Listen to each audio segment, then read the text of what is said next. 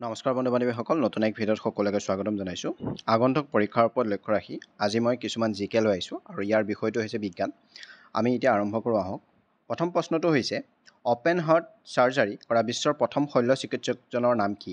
ইয়াৰ অৰ্থটো হ'ব doctor Christine Bernard. শৰীৰৰ কোন অংশত কলেষ্ট্ৰল উৎপন্ন হয়? ইয়াৰ উত্তৰটো হ'ব লিভাৰ আৰু যকৃত। ভাৰতৰ প্ৰথম মহিলা ডাক্তৰ কোন? ইয়াৰ উত্তৰটো হ'ব ডক্টৰ কাদম্বিনী গাংগুলী। বিশ্ব যক্ষ্মা দিৱস ৰূপে পালন কৰা হয় কোন তাৰিখে? আৰু ইয়াৰ উত্তৰটো হ'ব 24 মাৰ্চত। হুৰ সম্পূৰ্ণ অৰ্থ কি? মানে ইয়াৰ সম্পূৰ্ণ নাম কি? ইয়াৰ উত্তৰটো হ'ব ৱৰ্ল্ড হেল্থ অৰ্গেনাইজেশ্যন, বিশ্ব স্বাস্থ্য সংগঠন। 6 নম্বৰটো হ'ব the layer of atmosphere we live in is called. বায়ুমণ্ডলৰ কোনটো স্তৰত আমি বাস কৰোঁ? ইয়াৰ উত্তৰটো হ'ব টপস্ফিয়াৰ।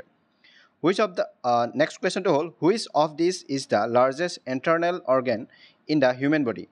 মানৱ শৰীৰৰ আটাইতকৈ ডাঙৰ বাহ্যিক অংগটো কি? ইয়াৰ উত্তৰটো হ'ব ছাল।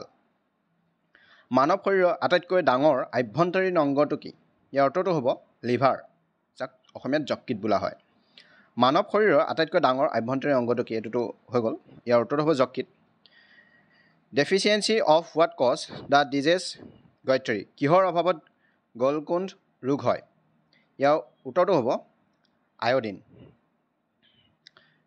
Bile which is important for digestion is secreted in the পাচনৰ বাবে গুৰুত্বপূৰ্ণ পিত্তৰস উৎপন্ন কৰে কিহে? লিভাৰে কৰে, অৰ্থাৎ যকৃতে কৰে।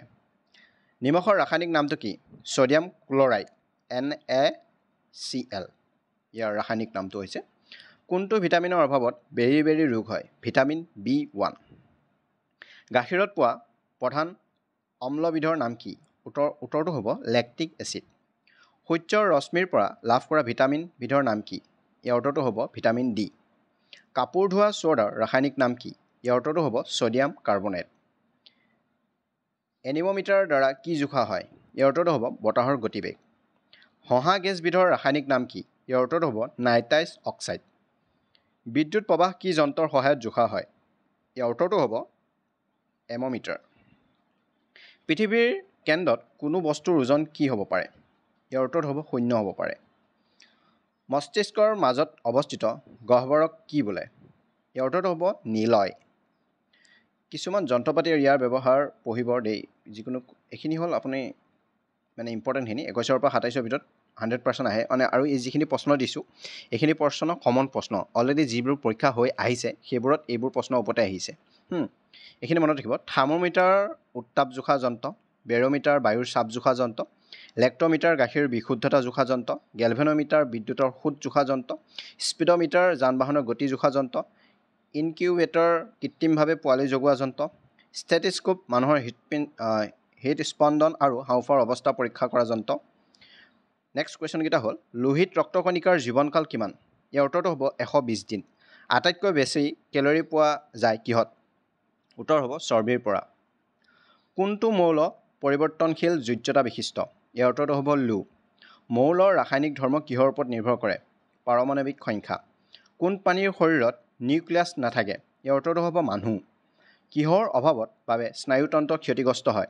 ইয়াৰ উত্তৰটো হ'ব ছডিয়াম। আটাইতকৈ বেছি শক্তি ক'ৰ পৰা পোৱা যায়? উত্তৰটো হ'ব স্নেহ পদাৰ্থ। বৰফৰ ওপৰত গজি উঠা উদ্ভিদক কি বুলি কোৱা হয়? এইটো এটা খুব ইম্পৰ্টেণ্ট কুৱেশ্যন, মনত ৰাখিব, ক্ৰায়'ফাইট। ৰবৰ কোন দ্ৰাৱকত দ্ৰৱীভূত হয়? উত্তৰটো হ'ব বেনজিন। আকৰিৰ পৰা ধাতু নিষ্কাশন পদ্ধতিক কি বুলি কোৱা হয়? মেটালজি। ক্ষাৰ হ'ল ইলেক্ট্ৰন প্ৰদানকাৰী। নিউটনৰ দ্বিতীয় সূত্ৰৰ পৰা কি জনা যায়? বলৰ পৰিমাণ। উদ্ভিদৰ ভাইৰাছ হ'ল RNA ভাইৰাছ। তলৰ কোনটো পিত্তৰঞ্জকৰ নাম কি? বিলিৰুবিন আৰু বিলিভাৰবিন। তাপ সঞ্চালকৰ দ্ৰুততম পদ্ধতি কোনটো? ইয়াৰ উত্তৰটো হ'ব বিকিৰণ। কোনটো আদৰ্শ গেছ বায়ুমণ্ডলত অতি কম পৰিমাণে থাকে? জেনেন। সাৰ্বজনীন গেছ ধ্ৰুৱকৰ মান কি? 8.3 জিলুকুইল ৱাট, 1 মল 1। গছৰ পৰা নিঃসৃত প্ৰধান হৰম'ন কি? উত্তৰটো হ'ব ৰেনিন। এইটো মনত ৰাখিব। হাইগ্ৰমিটাৰে কি পৰিমাপ কৰে? আপেক্ষিক আৰ্দ্ৰতা। গাখীৰৰ পৰা চানা তৈয়াৰ কৰাটো এটা কি পৰিৱৰ্তন? ৰাসায়নিক পৰিৱৰ্তন। চকুৰ কৰোৱেট অংশক ৰক্ষা কৰে কিহে? স্পেৰা। কোনটো গেছে অগ্নি নিৰ্বাপক ৰূপে কাম কৰে CO2 অৰ্থাৎ কাৰ্বন ডাই অক্সাইড অজন স্তৰ নিঃশেষিত হোৱাৰ প্ৰধান কাৰণ কি ক্ল'ৰফ্ল'ৰ কাৰ্বন আজিলৈ 50টাই আছিলে আৰু বাকীখিনি আৰু আছে আমি পিছত আলোচনা কৰিম নেক্সট ভিডিঅ'ত এইখিনি হ'ল ইম্পৰ্টেণ্ট প্ৰশ্ন এইখিনি আগন্তুক পৰীক্ষাত আহি গৈছে আৰু পিছলৈ এইবিলাক প্ৰশ্ন ৰিভাইজ হৈ থাকে আপোনালোকে এইখিনি প্ৰশ্ন ভালকৈ চাব ইয়াৰ পিছৰ ভিডিঅ'ত আমি নেক্সট 50ৰ পৰা বাকীখিনি আলোচনা কৰিম আজিলৈ ভিডিঅ'ত ইমানেই যদি ভাল লাগিলে লাইক কৰিব শ্বেয়াৰ কৰিব চেনেলটো ছাবস্ক্ৰাইব কৰিব নাপাহৰিব ধন্যবাদ